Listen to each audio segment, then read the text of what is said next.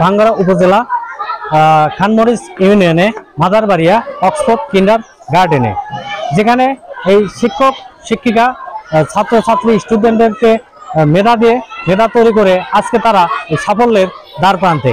আজকে আমি তাদের কাছে জানবো এবং জানার চেষ্টা করব তারা এই সাফল্যের শিখরে কিভাবে পৌঁছে গেল।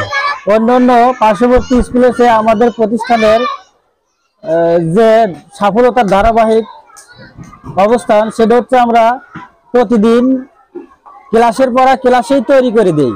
এরপরে আমরা একবারই বৃত্তি দেওয়ার সুযোগ পেয়েছি এবং সেখানে কোটা ছিল, কোটা ভিত্তিক পরীক্ষা দেওয়া হয়েছে।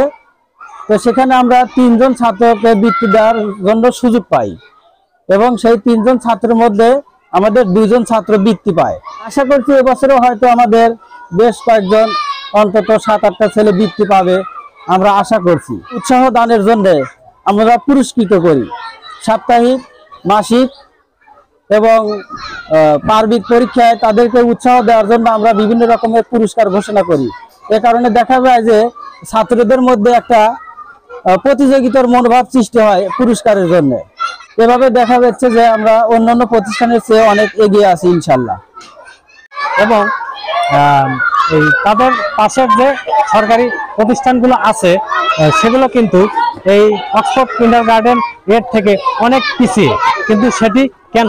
অনেক কঠোর পরিশ্রমের কারণে আমাদের বিদ্যালয়টা অনেক এগিয়ে গেছে।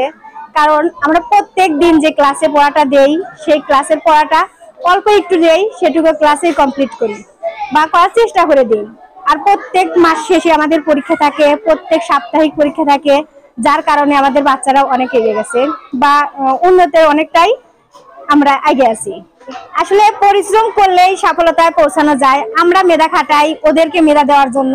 যে পড়াটা আমরা দেই সেটা আমরা অনেক করে বুঝাই, ওদের কাছে রিপ্লে নেই প্রতিদিন, যার কারণে আমাদের মানে পরিশ্রম করি, ওরা পরিশ্রম করে, তার ফল সে ভালো হয়। ছোটদের ছড়া, কবিতা এবং গজল, তারপরে ড্যান্স, এগুলোর মাধ্যমে আমরা বিনোদন দিয়ে থাকি এবং তর্ক বিতর্ক অনুষ্ঠানও আমরা করে থাকি। আবার PS TV news, Shamim Ahmed, Pabna.